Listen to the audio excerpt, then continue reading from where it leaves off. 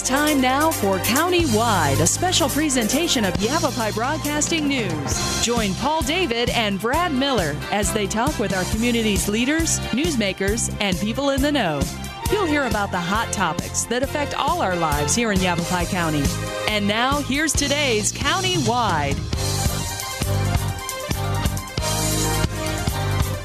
Welcome to Countywide. I'm Paul David. Good to have you in studio today. In studio with us today is Linda Niles. She is with the Yavapai County's Victim Services Division out at the courthouse in both Verde Valley and in the Prescott area. And we're going to talk about what I would think would be one of the most difficult jobs on the planet to have. Welcome to studio, Linda. Well, thank you. It's good to see you. My first question for you is, how did you get involved in this field? Many years ago, I actually started with the Pima County Attorney's Office as an intern. And criminal justice was always a draw for me, as well as working in social service, and just fell in love with it and decided to really stick with it over the years. So seen a lot of changes go on in the field itself, and working is very rewarding. Never going to get rich at it, but it's very rewarding emotionally. Well, let's talk about exactly what it is you do. What is it that you do, being a Victim Services Division advocate? As an advocate, we really work with our victims from the beginning. Many times we have crisis units that go out to work with victims from on scene. And then once it comes to the county attorney's office, we begin working with the victims within the first 24 hours. Part of their rights is to be present or heard at any of the hearings that the defendant itself will be attending. And that's usually the initial appearance within the first 24 hours. So we try to call victims, see if they want to attend, or we act on their behalf. So crisis intervention is really critical during that first phase that the victims are involved in, because it's still pretty fresh, it's pretty emotional, they've been traumatized through the event. So trying to really see where they are emotionally, physically, what the basic needs are that we need to address before really putting them 100% into the justice system. So we're going to work on their behalf to assist them. So then these are, we should probably make it clear, these are victims of crimes that occur in Yavapai County. So, you know, they may hear on the news from us that, you know, about the crime and the suspect, but we never talk about the victim. Correct. But then at what point are you folks called in? I mean, is it the crime has happened, let's say it's a homicide, and there's a victim there. Is that at the moment you're called in, or at what point do you guys start working? Typically with homicides and the more serious crimes, prosecutors are on call. So they'll go out to the scene, begin working with law enforcement, and then once that individual gets booked into the jail, within that first 24 hours, we'll receive the booking and victim information. So we'll begin contacting the victim within the first 24 hours to let them know about the initial appearance, get input from them regarding release conditions, restrictions that they'd like to see in place, bond issues, and just emotionally see where they are and what their needs are. If there's medical, have they been checked out? Do they need referrals for any basic needs, shelter, food, emotional counseling, referrals that need to be put into place. So you help these folks if they've got no place to go? Absolutely. Sometimes I guess it could be maybe a mom or a dad and then the kids and stuff. So you help them get started on that very first day? Yes. Usually within the first 24 hours. Okay. They do have the crisis unit that covers the county, the TIP unit. So sometimes they're the first responders, crisis-wise, that will go out. And then once it does come to the county attorney's office within that first 24 hours, we'll have staff or volunteers that will be making those calls and working with the victims. If they're not able to attend the hearings, then we'll go and attend for them and act on their behalf. So their input has been given to the judge for whatever release conditions. And that seems to help stabilize a little bit, to know that they're not out there by themselves in a criminal justice system that can be complex and hard to understand. Definitely. We have to take a break. My camera's been lost. We can't have that. No. Linda Niles is in studio today with us with the Yavapai County Victim Services Division. I'm Paul David. We're going to take a quick break and we'll be back in just a couple minutes. If you're looking for a new pet that your family will cherish every day, consider adopting from a shelter. Shelters are the best places to find a new pet. That's where you'll discover healthy, loyal, and loving animals, eager to become a part of your family. A person is the best thing to happen to a shelter pet, so bring home your new buddy today. To find out more, visit theshelterpetproject.org. Hey, honey. What's up, buddy? Honey? I think he's been smoking pot. Call 911. It's okay, Joey. I'm here. Can you hear me, son? I'm right here. Are you with Is he me? breathing? He's not responsive. Hello? Honey, give me a steak knife and a ballpoint pen. What are you now, doing? Step. I'm gonna do mouth to mouth. No. You know lots of ways to help your child, but do you know what to do if they're using drugs? The partnership at drugfree.org can help.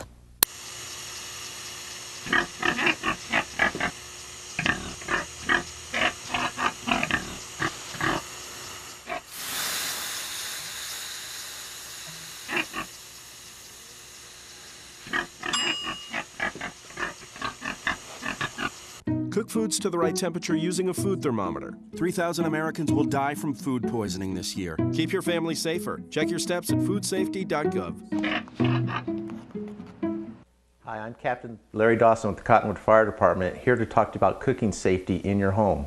When cooking with oil, make sure you have the proper size lid and an oven mitt nearby. If the oil does catch fire, cover the pan with the lid while wearing an oven mitt. Turn off the burner. Never throw water or baking soda on a grease fire.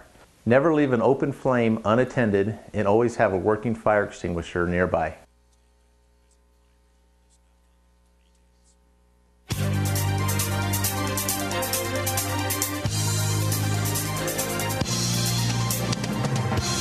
Welcome back to Countywide. I'm Paul David. Good to have you in studio. Linda Niles with the Yavapai County Victim Services Division in studio. These are the folks that, if you're a victim of a crime, they help you out from A to B. That's correct. When we were in the break there, you mentioned that domestic violence cases are one of the biggest cases you see each year, and Yes. they're increasing. So how many did we see? Last year we saw 869 domestic violence cases, and those are just the domestic violence cases. Just domestic violence. And that doesn't include all of the other crimes that victims are involved in. But it's a large issue. It's increasing because of the challenges that people are facing. People are under a lot of stress, a lot of alcohol, drug are involved, self-medicating, trying to get through some of that. So things are escalating probably a little bit faster than they would on a normal basis, which really complicates things a little bit more for families.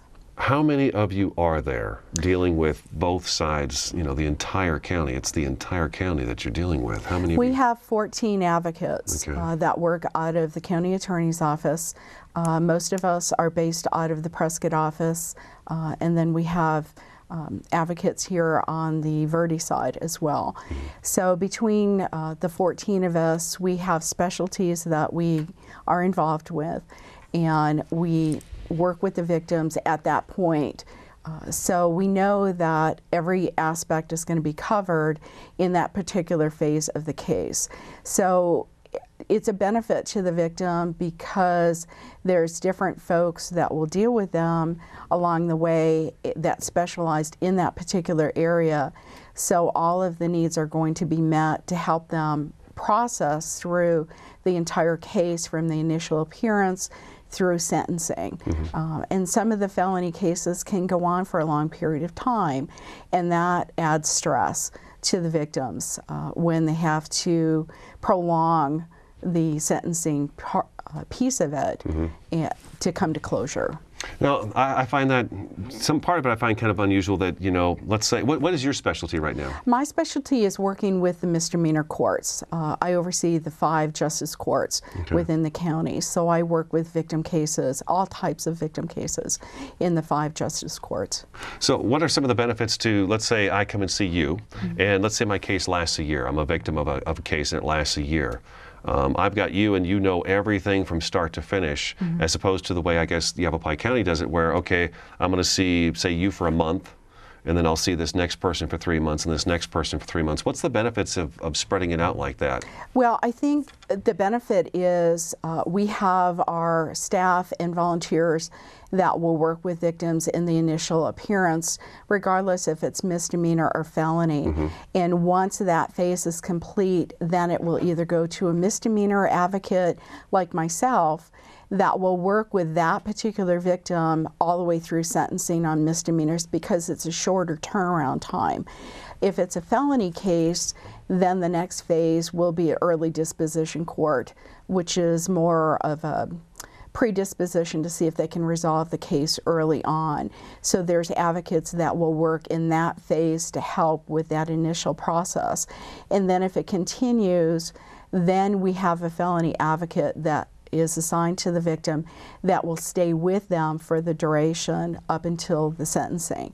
So we make sure that every aspect of that criminal justice system is covered, that we're not going to miss any of the items and their victim rights that's important for them to be involved in that process. And that's the main aspect for victim rights, is over the years that has evolved in letting victims be a part of the process, where many years ago that wasn't the case. So the more involved we can get victims early on, the better off they are to get them stabilized. It empowers them, the healing process begins, and it really helps everybody involved in the case. So it actually balances out the playing field with the defendant, where the defendant previously had more of the rights. Now it's balancing out where victims have a lot more rights, they have a lot more input to the case, they're more involved in the case if they so choose. Prior to you, this service, who took care of this sort of thing? Well, many years ago, the crisis units, the mental health organizations that had crisis intervention were a lot of the folks that helped in that respect. And that's where a lot of the law enforcement, fire department, crisis units evolved over the years, is to seeing that need to get involved with the victims early on in the case to help stabilize them, take care of the basic needs that they have before becoming involved in the criminal justice system. That can be pretty difficult. It's difficult to explain to a victim that's emotionally distraught and traumatized over an event about the criminal justice system unless they know they're going to have shelter, where food's going to come from, how their kids are going to be taken care of. Basic necessities we take for granted. Basic necessities. Yeah. And that's really important for crisis workers and advocates, is to meet their basic needs before we start putting them into the criminal justice system. Okay. And before the show, we were talking about, you're doing misdemeanor cases right now. Correct. Now, you won't be doing misdemeanor cases forever. We rotate you guys around. We do rotate, and soon I'll be moving into a felony position. And it really helps as we rotate in taking on different roles, is that we actually get to see the big picture in the different aspects of what we do as advocates in the different phases of the criminal justice system and the needs that the victims have at that point. Plus, it assists a little bit in burnout, that we're not stuck in the same position over a long period of time and get so compliant that we're missing things, or we're not totally focused on the victims as individuals and what their needs are instead of just a process. That's got to be tough to be able to do that. It's tough. It really takes some skill. How do you train somebody for that, to be able to do that? I think part of it is just the will to really want to help your victims in the time of crisis. And as I mentioned, crisis intervention for us is a real high priority. It sounds pretty in-depth too. It is. We go through a lot of training. We go through ongoing training every year to help us with the interviewing and working with the victims, working with the prosecutors and the criminal justice system in all those different phases. And part of it is trying to separate yourself with emotion versus process, and what the basic process needs to be to get the victim from point A to point B. And sometimes that's really difficult when we're dealing with children, and the younger the children are, the harder it is. In some cases, just stay with you, you get real attached to families, and it's hard to not think about them when you're away from work. But it really is focusing on the tasks that need to be done without losing the focus of where they are emotionally. All right, you know what, let's take our second break. You can take a little drink of water, I'll take a little drink too, and we'll take a break here real quick. Linda Niles with Yavapai County's Victim Services in studio today. I'm Paul David, this is Countywide. We're going to take a quick 2-minute break and we'll be right back.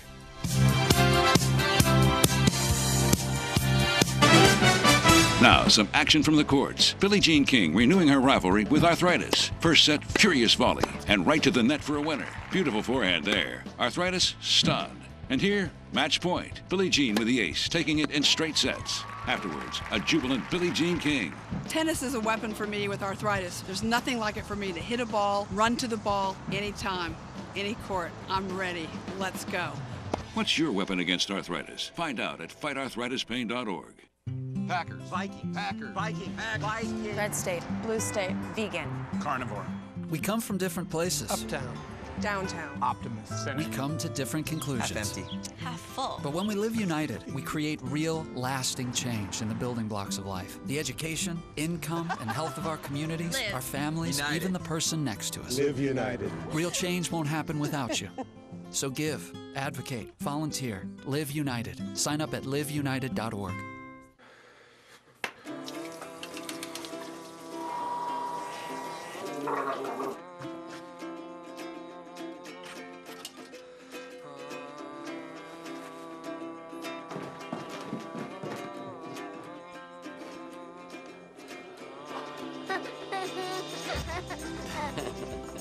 Hungry? Yeah. The smallest moments can have the biggest impact on a child's life. Take time to be a dad today. Hi, I'm Captain Larry Dawson with the Cottonwood Fire Department, here to talk to you about cooking safety in your home. The #1 cause of house fires today is lack of safety in the kitchen. Always set a timer while you're cooking. If a fire starts in your oven, close the door and turn the oven off. When kids are present while cooking, always use the back burners and keep handles turned in and out of reach of children. Never leave an open flame unattended, and always have a working fire extinguisher nearby.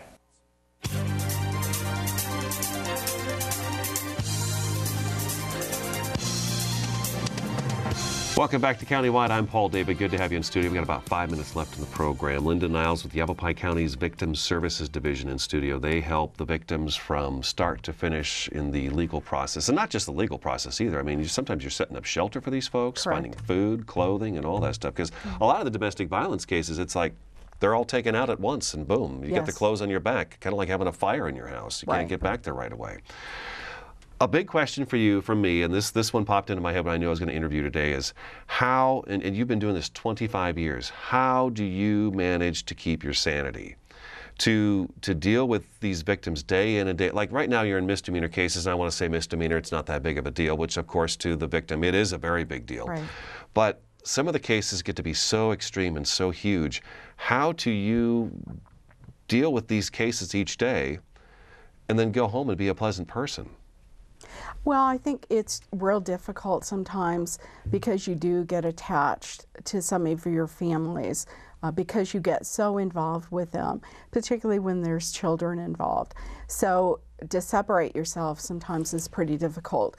But the advocates that work in our office, we're pretty much a close, tight family. And we help each other, we debrief with each other if somebody's having a rough day, if somebody needs some help with cases. So I think we try to deal with it more on an immediate level than let it over time continue to build. And having outlets, being able to do different activities, to be out working out, go hiking, be involved in different aspects. Having family and support systems of our own to be able to utilize helps us get through and sort out.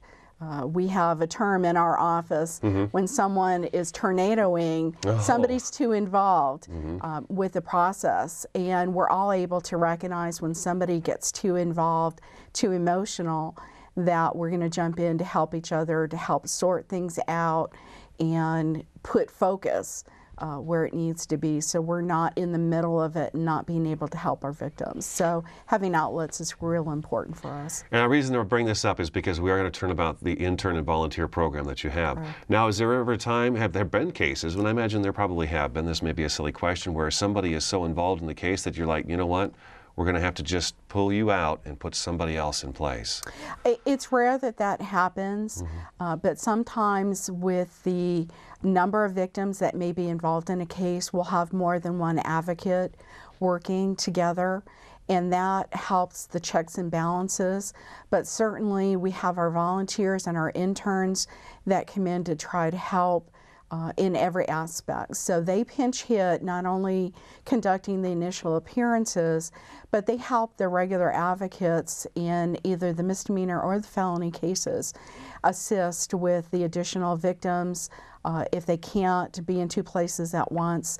So we really look for the colleges to provide some of the internships, and it provides experience for an individual that may feel they want to go into that field but are not sure if they can handle it emotionally and be able to detach themselves. So it's a good experience for them on both aspects. Volunteers, how do we volunteer for something like this? They can call our main number and speak to Jennifer Payne, who is our volunteer coordinator, and she'll speak with them. They'll go through applications, interview process, and see if their needs meet our needs. Volunteers go in the courtroom. I mean, they're not just working around the office shuffling papers and things like that. They actually participate in these Most of hearings. the volunteers and interns will go ahead and work with victims within that first 24-hour period with the initial appearances. So they're talking with victims on the phone, they're escorting them to court, or going to court for them on their behalf if they're not able to attend. It's a tough work on a volunteer. They've got to be trained really well for that. And they go through a lot of training. They put in hours every day just trying to get in touch with the community resources that are out there, the different crisis managements. Every case is different, so you have a different little twist. So it's different for them, for every volunteer that comes in. We've got a minute left, so I think we've got time to throw out some information about how to get in touch with you guys and see if they want to volunteer or be an intern. It sounds like a tough job, but there's people out there that can do it. Obviously, you can do it, and you've got 13 others that you work with that do it. So, right. But they're always needed. Volunteers, interns, always needed. Yes. Right? Okay. Go to the Yavapai County website, which of course you could just type in Google Yavapai County, but it's co.yavapai.az.us. That's the website.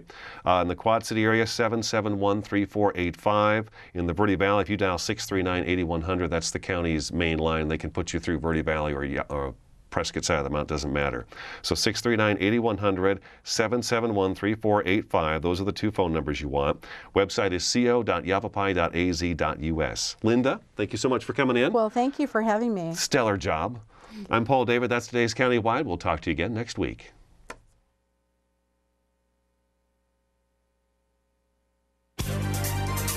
This has been Countywide, a special presentation of Yavapai Broadcasting News. Listen in each Tuesday and Thursday as we tackle the hot topics and talk to the decision makers across Yavapai County. That's Countywide with Brad Miller and Paul David each Tuesday and Thursday on this Yavapai Broadcasting station.